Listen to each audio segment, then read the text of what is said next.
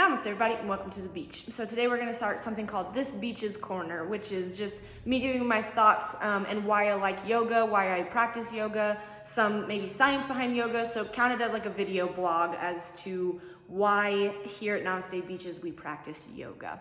I don't just practice yoga. I have a full variety of exercises and activities that I do.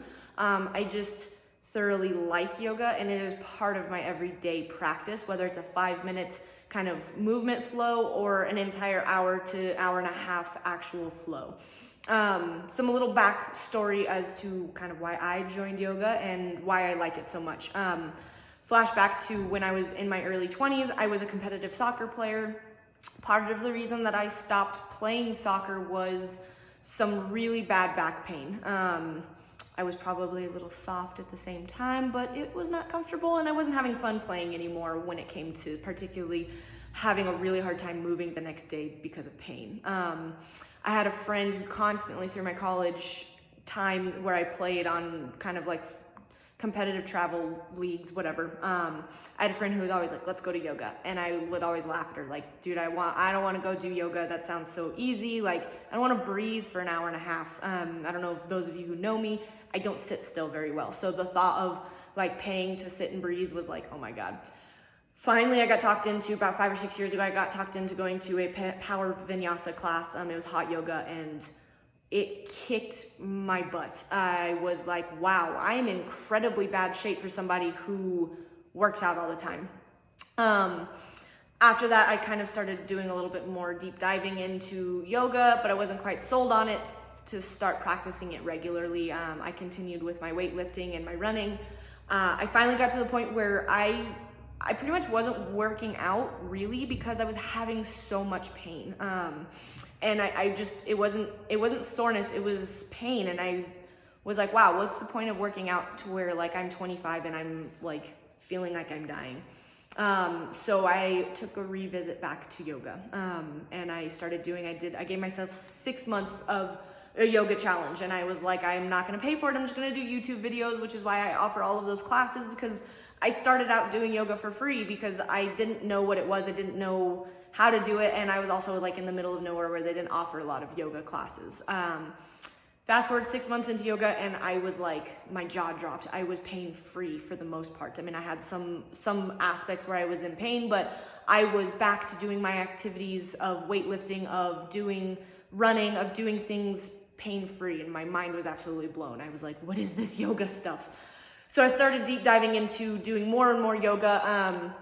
And what I discovered as I continued to practice, continued to learn, the very base core of yoga is unloaded core and alignment. So if you've seen some of my videos and some of my philosophy, I always talk about like, watch where your knees go, watch where your hips are, where things are, constantly breathe, pull in like your core, stuff like that. That's really like the base of yoga and the base core of what I do with my practice is bringing it all into the core. That was a world of difference. I did not know I was lifting incorrectly. I did not know I was running incorrectly. I didn't know all of these alignment and base core issues because I didn't think about it. It wasn't a building block that was put into my mind that was like the puzzle piece I needed of like, oh my God, I'm doing things wrong. Everybody has their aha moment when they are, whether they're in healthcare or whether they work out or both. And yoga was the aha moment for me. I always thought I was like, had incredibly good core because I could hold a plank, but that's just static core. I didn't know that there was dynamic core. And as I continued my education, I was learning more about dynamic core and I was like, wow, like, that yoga pose is a dynamic core. And so that's where I came into the love of yoga. I want to share that thought process with people and have it be something that maybe you add to your everyday practice. I know it's not for everybody, and especially because there's like, in my opinion, there's 2 thought processes of yoga. You have your yogis, your spiritualies, the people who buy into and practice the religion of yoga, and it is a religion. If you can argue with me, whatever, but when you actually read the context books of yoga, and if you practice the spiritual aspect of yoga, it is a religion, and that's fine. That's for some people to practice. part of the reason I never joined yoga was because I did not want to buy into that concept of yoga. I wanted the physical aspect of yoga, and so transform into kind of what I'm doing, and what I'm trying to change the viewpoint of yoga, and what a lot of modern day yogis tend to do. But there's still that spiritual aspect of it in a lot of classes, and this is where I very differ. Is I don't want to do the spiritual aspect. I want the physicality of it. And so when you actually look at the history of yoga, and if you take that aspect of the spiritual out and you just ignore it, because I know everybody practices their own religion, let's ignore that aspect. When we actually look at the practice of yoga, it is basic healthcare started before we had research.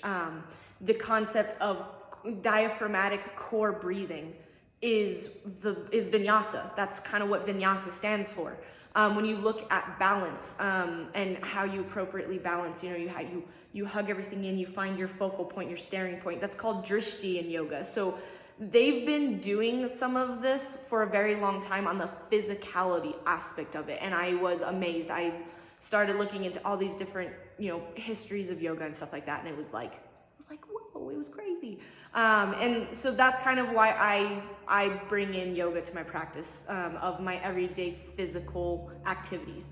Now, does that mean that I practice like a full-on yoga flow? No, I don't. I probably do one a week of a full yoga flow. But I have tailored all of my warm-ups and cool-downs to the movement patterns of yoga, because the movement patterns of yoga are fantastic. I mean, you can open your hips, you can strengthen your hips, you can turn on your muscles, all unloaded, and then you can hop into your activity. And so that's pretty much what I do at this point in time. If I'm going to do a deadlift, I know deadlifts are heavy into hamstrings, so I'm gonna tailor my 5 to 10 minute warm-up to a hamstring flow, and I just pop into it real fast, and then I pop into my workout and I feel fantastic. It's mobility, it's stability, it's all the things that you want in a warm-up. And that's where my practice is where I go, and where I'm trying to teach other people to do the same thing. Is I want to show the power of yoga outside of the traditional thoughts of yoga.